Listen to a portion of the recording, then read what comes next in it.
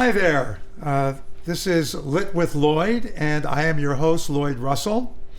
And today, thanks to KCAT Always, we've got a couple of things going on. First of all, today, or 2 days ago, I guess, was our 1-year anniversary of the podcast.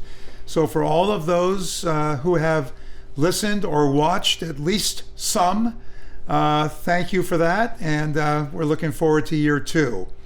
And our first guest in year 2 is Stephen Hauser, who is an award-winning author, and I think that you're going to perhaps see something a little bit different than the normal interview, is my guess. So, Stephen, welcome. Thank you so much. Great to have you. Thank you. And the first thing that I want to mention that maybe you don't realize is that between us, we've almost reached 150 years of age. So I know that the readers, the listeners and watchers wanted to know that. It's a significant milestone. I don't know about you, but I think 200 years between us would be really nice. That would be really good. We'll celebrate that together. Okay, so you've written a bunch of books. You've got a genre that is known as magical reality, correct? Right. Who coined the genre, and how did you get to that particular type of book? I think that's a great question. Magical reality, magical realism. Most people would say, well, I've read Gabriel Garcia Marquez, years during the time of cholera. I love during the time of cholera. But if I'd say, can you name any others? The answer is no.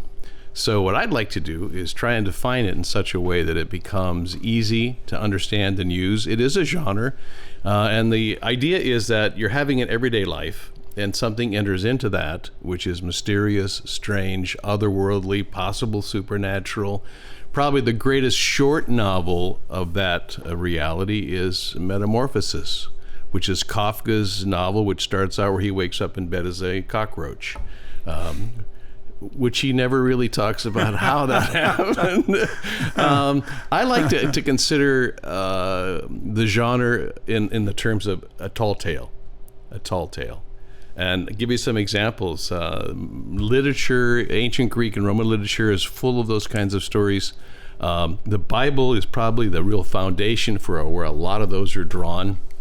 In classical, you might think of Odysseus, who wanted to hear the sirens sing.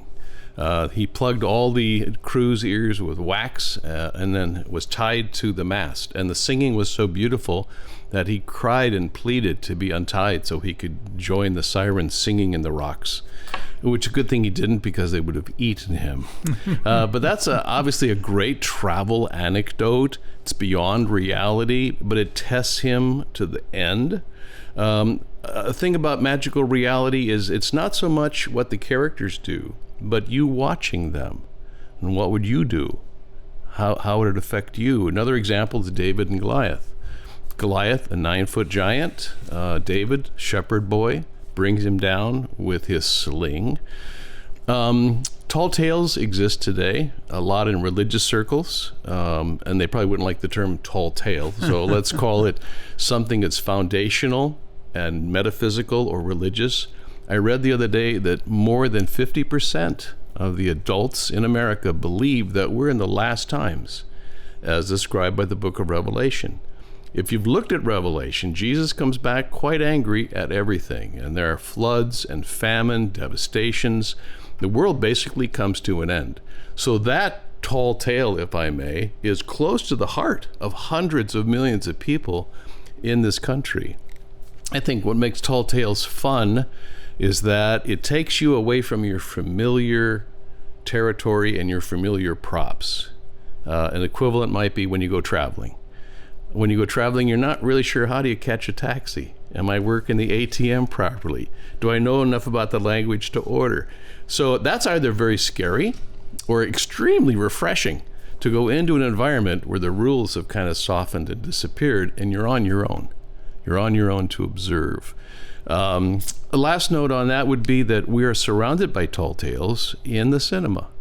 This is the day and age of the superhero. right? I mean, it's the Batman, it's Joker, it's Superman, Supergirl. Those are all larger than life, and yet they live a real life with real people. And you get to sit and judge and take a look. Last comment on that, why I prefer to write in that genre instead of, let's say, a straightforward literary fiction, is it can be very fun. There's lots of fun things that can happen in the stories, lots of surprises. And I would say, Lloyd, that's my one goal in writing any book, is for someone to put it down and say, that's fun. Yeah. Yeah, and your books are fun. Thank you. I've read several. I haven't caught up yet to all of them, but I certainly have enjoyed them. All right, so let's back up a little bit. Mm-hmm. Your lifetime career was not in writing books. Correct. What was your career, and when did you start writing? When did you know that you wanted to write novels? Actually, in college, I thought it'd be great to be a writer. I won some awards for my writing and was encouraged by the faculty that I knew to pursue it. But my father, who always cut to the core of things, said, so what exactly are you going to write about? And I realized that was the question I couldn't answer. At 21, what am I going to write about? So instead, I went into industry, technical industry. I was in the software industry for almost 30 years. Really liked it.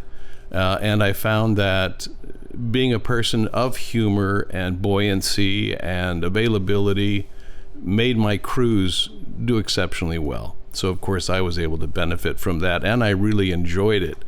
In 2000, there occurred what is called often the dot-com crash. Several hundreds, thousands of companies were trying to create apps for mobile phones. That was the big goal. And it was so slow that the investors, almost as a group, pulled back from those companies. I was in one of them. 6,000 software companies went under, and I was in one that did. So I said to my wife, in a moment of clarity, I said, we have 2 little kids. You're an IBM VP. How about if you bring home the bread, and I'll take care of the kids, and I'll take care of the house? And that's what we've done now for from 2002 till now, 20 years. And it's been great. Best job I ever had was being able to raise the children. One done with college, the other going to college. I'm on my own, but I spent all those 20 years writing a book every year. Oh, wow. Which was great. And I remember telling my friends somewhere in that time scale that I said, I think I could write almost anything I want to write, but I have no idea if it's any good. Then one of my friends said, Keplers, which is the kind of the national bookstore up in Menlo Park, right? They're having a contest for an unpublished mystery. You write mysteries, you like magical realism. Why don't you submit? And I thought, well, that's actually a pretty good test because you're up against the Palo Alto crowd and the Stanford crowd. So I submitted the first book in a series, unpublished at the time, called The Wickett Sisters in Hell. It's about a ne'er-do-well sister who managed to go to hell and a Scotland Yard inspector who managed to go to heaven and got kicked out.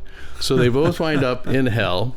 And hell is not maybe what you think of automatically as fire and brimstone. Hell is inconvenient. The water doesn't taste good. Food's not necessarily available. The streets are full of potholes. So it's massive inconvenience. And over the course of the books that I've written in the series, the streets are repaired, the buildings are fixed, people have jobs, there's fresh groceries. And in fact, Millie, who is the older sister of the Scotland Yard, she brings in Starbucks and Ben & Jerry's and Barnes & Noble. But what made it especially fun is it went from this terrible place under Lucifer to quite a magnificent place. And it's also been very, very fun to bring characters into those books. I like to give them a second life or a second breath.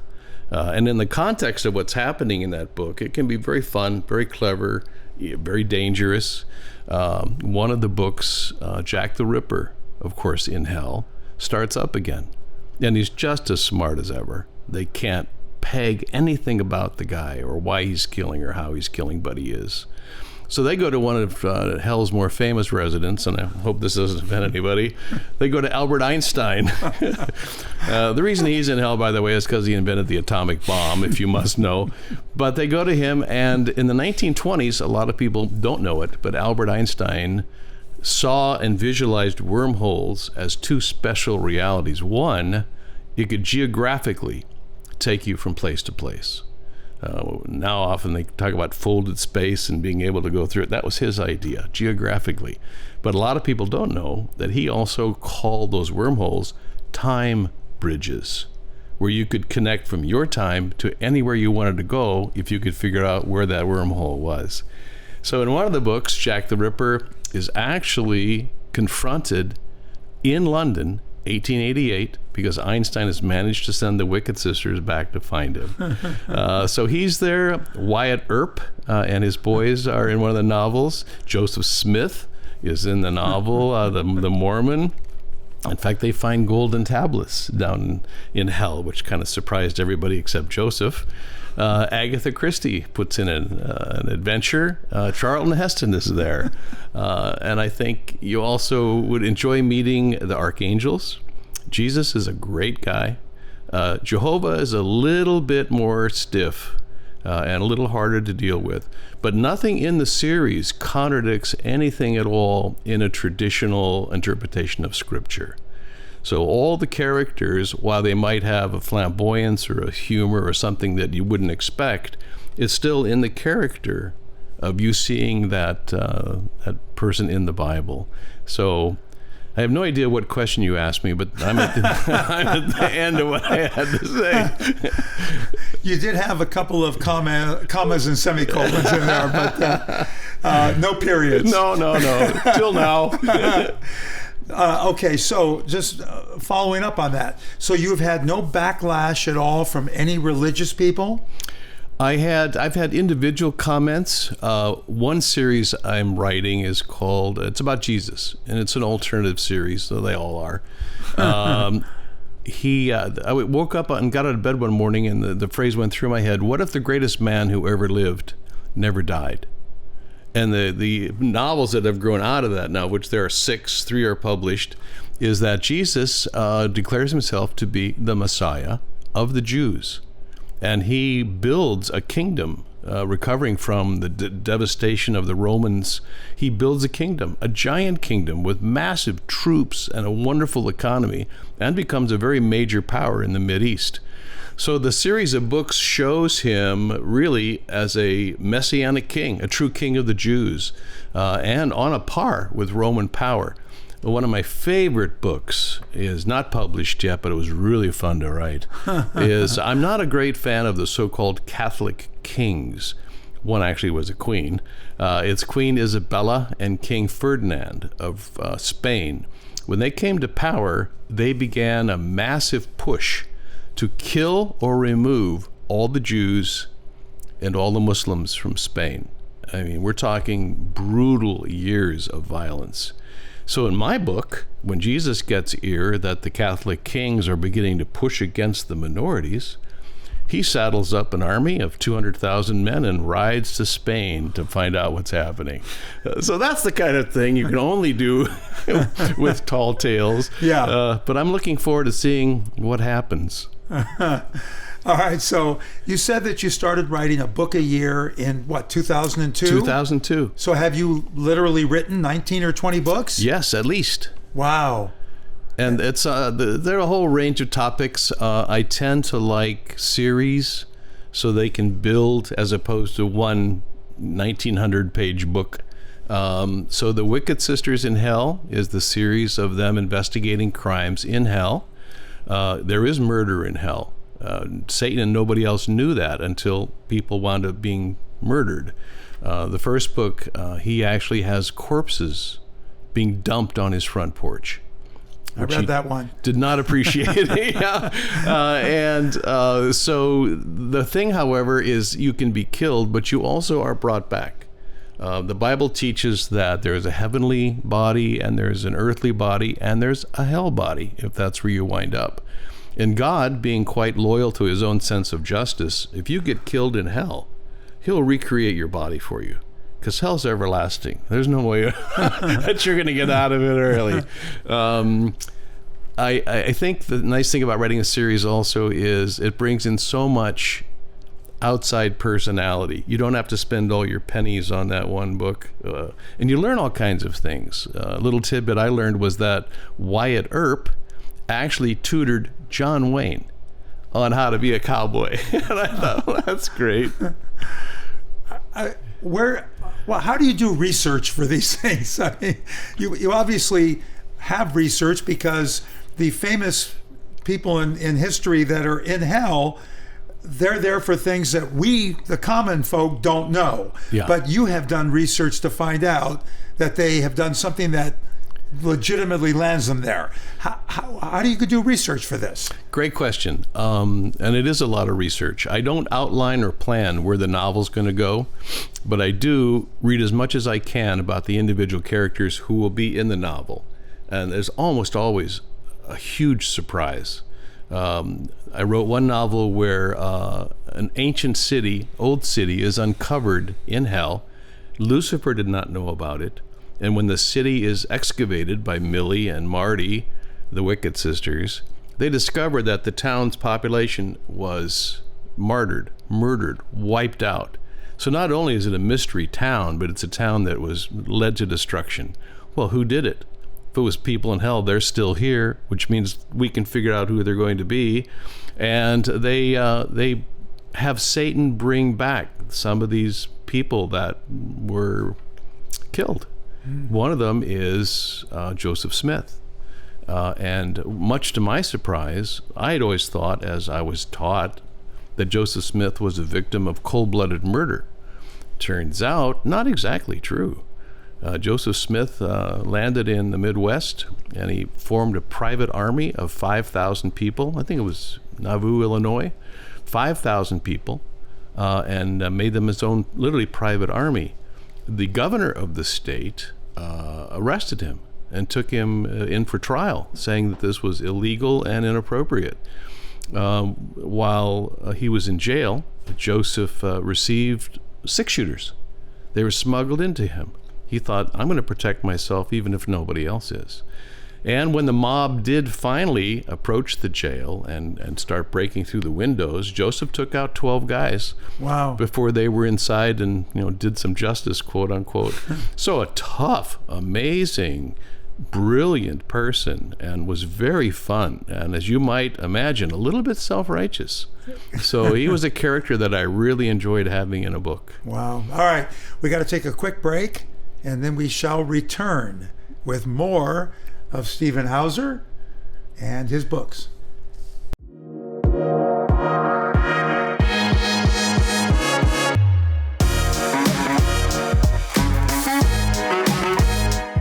Thank you to the Los Gatos Community Foundation for their continued support of KCAT Public Media. Because of groups like the Los Gatos Community Foundation, KCAT has been able to inspire, educate, entertain, and inform our community through the magic of television and digital media for over 38 years. Thank you.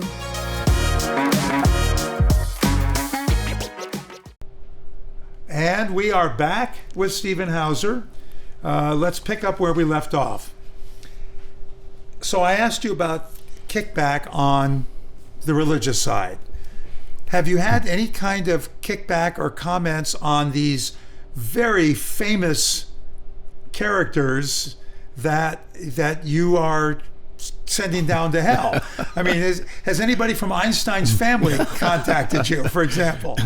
I've only had positive feedback for the most part on the characters. Even Joseph Smith? Well, they've been very quiet. As I mentioned to you at the break, my publisher said, is there no group of people that you can't offend? But when you're teasing and being fun, and that's different from being disrespectful. Yeah. All the characters get respect. I think in Einstein's case, it offends me so deeply, right or wrong, that he did create the atomic bomb and push Roosevelt to build it and use it. So I put him in hell. I do get a lot of letters from people saying, I'm delighted by who's winding up in hell.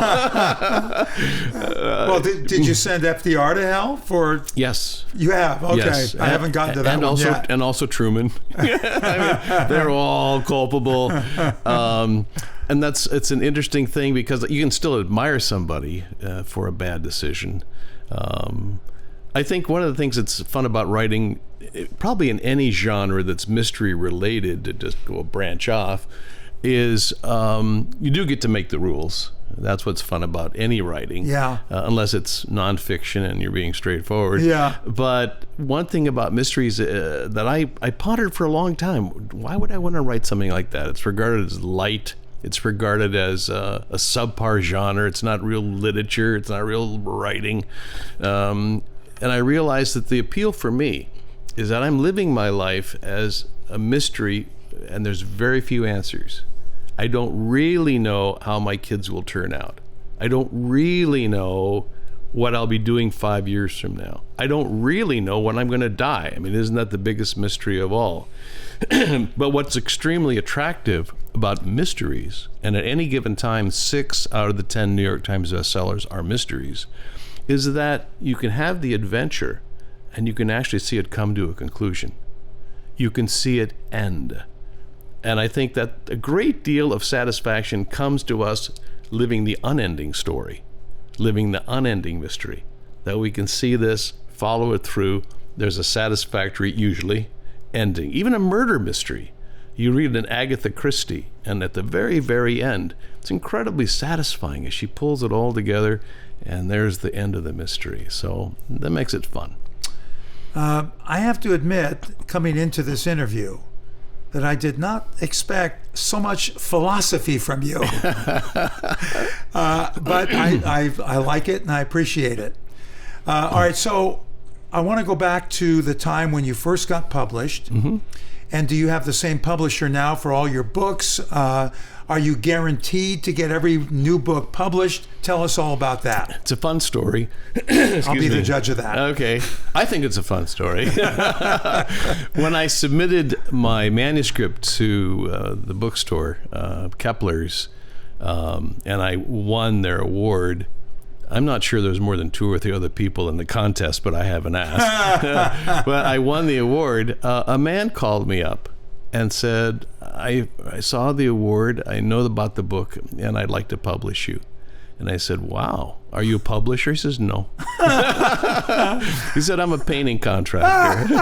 But I've made a lot of money, and I'm thinking, what do I do next? And if you have more books, I'd like to publish them. Wow. And that's how it started. It's been great because he publishes everything that I write. He pays for everything that I write. The difficulty has been that with an independent publisher, and there are a lot of them, 40% of all publishers are these independents. And the other 60% are the big 5. The big guys, yeah. The big guys. Yeah. And is you don't have PR. You don't have a way of publicizing. You don't have a way, except you hope people discover it. Yeah, yeah. So I sell, like I said, I sell several thousand books a year, which I'm very happy about. But those are dedicated readers. They come find me. So it's not probably going to be a massive blowout. On the other hand, I am working with an agent who specializes in media. And for an author to have something picked up as a TV series or as a movie, you know it's incredibly rare, but it can happen. He's contacting 2 people, both of whom I think you will know, saying, did you know that Stephen Hauser's Wickett Sisters are based on you? One of them is a girl I acted with in college, and she acted in my plays. Her name is Meryl Streep. So he's going to talk to her. Oh, my gosh. Would you like to be in? And the other was a girl I dated in high school who turned out to be a great television actress, Jean Smart. Oh, of course. Pulling down Emmys this year still. Yeah, the Hacks. Great series. Yes, and she is great. I remember when I went off to college, she dumped me. And I think went out with a lumberjack or somebody like that. But I have always honored in my heart the experience with those 2 women. So they're part of the book. Also a fun thing, which no one ever discovers, is that you can put in people's names that you like or don't. You can put in stories from your life or other people's lives. I remember the most recent book I wrote is based on young Arab men taking wormholes into hell, Judeo-Christian hell, and they track down and kill SEALs, the Navy Special Forces, killing SEALs. And eventually, when Marty and Millie get to the bottom of it, they've discovered they're being sent specifically by Osama bin Laden, who's in Muslim hell. And he wants revenge on the SEALs that murdered him and his family. So it's an interesting plot. And I decided I'm going to use the names of my grade school friends in this book. So I was a little worried. So I called them up separately. I mean, it's been, 50 years? And said, oh, geez, longer than that. Never mind. So I called them up and I said, how would you feel about being named in hell as a Navy SEAL in this special team, and their Arabs are pursuing you? Every one of them thought it was the greatest thing they'd ever heard. That moment of fame, right? There's my name. Oh, that's so that great. It was really fun, really fun. How many books do you have, if any, sitting in a drawer? Or are they all out there and published? I have about probably 10 books that are ready, including a new one coming out in the summer. The idea of the new one is in the year 2300, basically the Earth died. The United Nations wound up being a world government, and they took over control. They let most people pass. So the ending population of the Earth is like, 500 years later, is only a few million people. Plus, under two separate scientific enterprises, they shrank human beings from 6 foot to 6 inches. Now, where it gets interesting is in 2800, a spaceship drops into the Potomac River. And inside are Americans who went to Mars 500 years ago, grew a colony, were successful, were cut off from the Earth, but now they've returned. So the 6-inch Earthlings are going to meet the 6-foot Martians, and that's where that goes. And was this written before the movie Don't Look Up? It was, actually. With your friend Meryl Streep? It's a topic that's in and out of vogue, and I even refer to it in the book. He calls those sugar cubes that didn't last. But in this one, the whole pretext is around that conflict. And again, you as an observer, can stand aside and watch how that plays out. Magical realism at its best. I think also one book that I've written, it's sitting, it's published, was the story of a robot 100 years from now, San Francisco cop. She's an AI in a robot body, and she works with the homicide cops. So there's a sequel coming up by popular demand. It'd be my wife and kids. She is called in to investigate the murder in the city of a very rich, very prominent Central Valley agricultural producer. And she's called in because he's been murdered in the city. And when she's witnessing the autopsy, she is struck very profoundly by the fact that this dead person is an alien. It's an alien. And so that's where the story goes, is why is he here? Are there others? And how do you find them? I think I read the first one, didn't I? Yes, you did. Yeah. I like that. Yeah. You said something to me like, you have a secret dark side. I don't remember that, but I can see it. All right, so I have to go back to something that I'm a little confused. You first got published without an agent. Right. So how did you later get an agent, and is the agent involved at all with your publisher?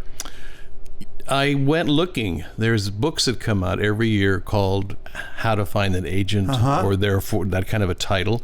And you go through and you isolate which people are media agents and what kinds of things they like to do.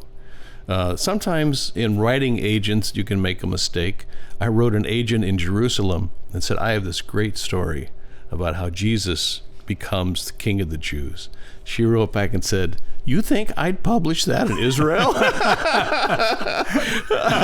And my Israeli friend said, "Get it straight. No matter how you redeem Jesus, we don't want him redeemed." Okay. But you find those, and then they read basically your materials and make a decision. And then they start to contact, really cold contact, Merrill or Gene or other people and say, "Look, this is a book sold well. It's something we want to see if we can sell to the movies. Would you be interested?" And very often the actor or actress has the clout then to take it to a studio and say, "I want you to look at this." Is your agent currently in the process of contacting Gene Smart and Meryl Streep? We're currently at the place of agreeing how much he's going to take when he sells something. In books, a book agent will take 10% normally, but the media guys want 30%. And his thing is, look, if I pull off a movie for you and you make X amount of money, is 30% really going to matter? And that's a good point. Yeah. He and the publisher don't have any relationship. The publisher has allowed me to own all the material. I own the art that's created, so it gives me huge flexibility. I remember being at the book club one time, one of your authors was saying that they couldn't control at all when a volume would come out. And we don't have that issue. Yeah. And what I'm going to do is when I have him talk to Gene and Meryl, I'm going to find a really nice, handsome picture of some other guy besides me. Say, he's interested. But they actually know you, so that may not work. Well, they might know me. It's like, it's been a long time. Yeah. Okay, so you've got the agent that's working on that. Yes. You're still just working directly with your publisher. Right. And do you just expect to stay with this publisher indefinitely? Have you ever had the notion or the question of whether you could get another higher profile publisher? I have thought about it, but I think I appreciate so much the start that he gave me. And I also agreed with him, which so far has not been huge, but I said, whatever I make, books, movies, television, I'm just going to pay you half. That's just how it is. So I'd love to have something big happen as a thank you for him. He's vested in 10 going on 11 books. Wow. And he's just a great guy. One of the stories about him that I love is he moved back to Sacramento where he grew up, and he tried to buy a house close enough to the zoo so that at night he could open the windows and hear the lions roaring. I mean, how do you even deal with a person like that, right? Yeah. So he's just a great guy. He's a great guy. Okay, that's very cool. What are you working on now? I know you said that you've got one book. Do you do multiple books at the same time? I think about multiple books at the same time. But you write one at a time. I write one at a time, and generally I don't plan what it will do. I let the book tell me what it wants to do. And which is very, very fun, because a lot of times you just really don't know what's going to happen. And it all comes together very nicely in some mystical way that I can't define, so that by the end it's like, okay, I like that. But I don't go into any book with a preconception of how it's going to develop or how it's going to end. Do you have any of your books in e or audio form? I don't. I don't do ebooks for the simple reason that it's a very small group of the population that does ebooks. As you probably noted, Barnes & Noble kind of gave up on its version of Kindle. Kindle still has an active population that's loyal, but 97%, I believe, of all readers prefer to have a book in their hands. So the ebook revolution never really took off completely. Wow. Yeah. I mean, I know so many people that just read ebooks. I'm really surprised to hear that. Although I certainly am happy for the print versions. So am I. It's pretty nostalgic to just pick up the book and say, "Oh boy." Yeah. Okay. All right. We are going to stop there and go on to our next venture. So every week, not every week, but every podcast, you know that I have trivia. We're going to do something a little bit different today. We're actually going to have Stephen tell us a story and give us a couple of trivia questions. So I'm ready to go, and so are they. Okay. One of the things a lot of people encounter, and I've heard almost all your authors talk about it at the book club, is the difficulty acquiring an agent, getting an agent to pay attention, getting an agent to say, I might be able to help you here. Very hard. So first trivia question is, how many rejection letters, by the way, that's the good old day and age. About 95% of all agents today don't write you back. If they don't like you, you're electronically dumped. But in the old days, somebody wrote you a letter. Yeah. How many rejections did Robert Pirsig, the author of Zen and the Art of Motorcycle Maintenance, how many rejections did he get on that book? I know a couple of other authors. I don't know this one, but I'm going to say 65. I think that's a good guess. It was actually 121. And the 121st publisher said, I don't think this is going to sell, but it's a great book, and I'm going to publish it.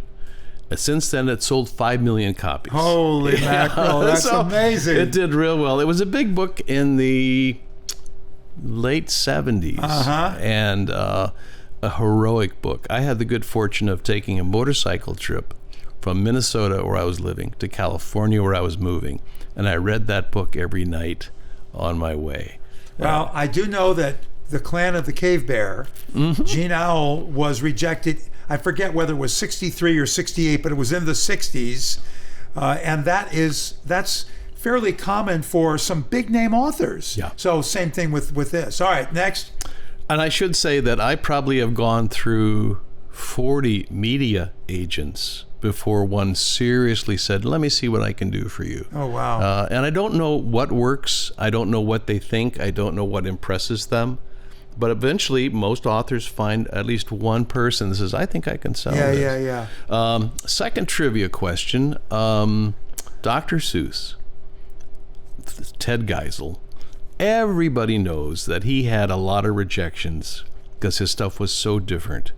So the first question is, how many rejections did he get trying to hawk his first book, which was And to Think That I Saw It on Mulberry Street? How many rejections did he get?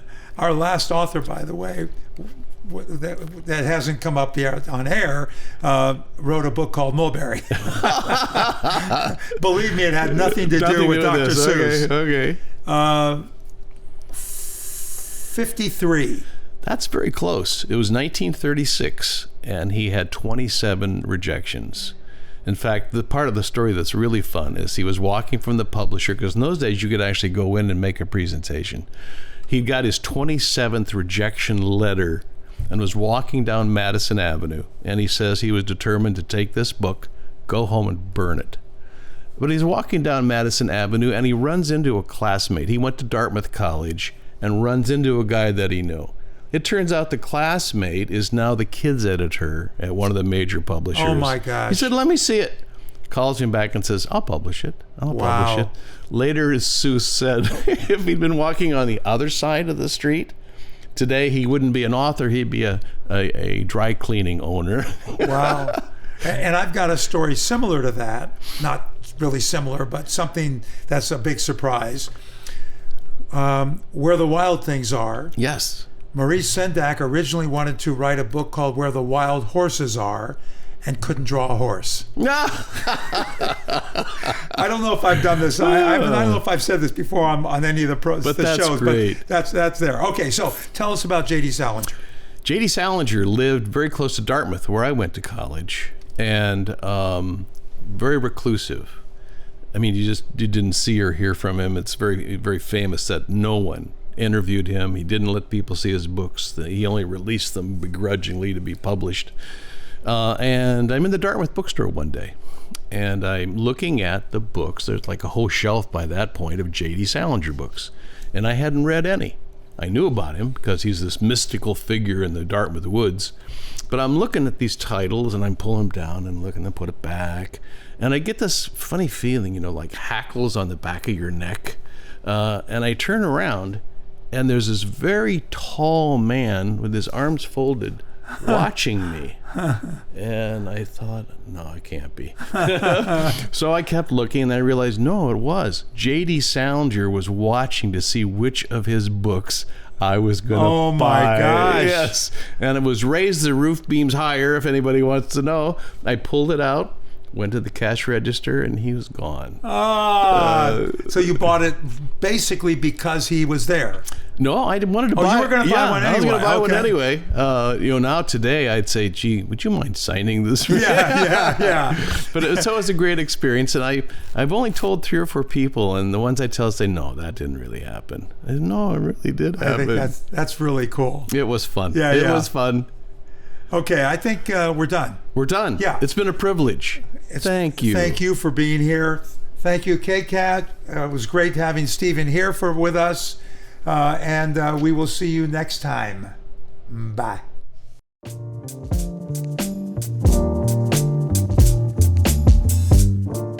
You just heard Lit with Lloyd here on KCAT Radio. Explore all our KCAT original programming at kcat.org/radio.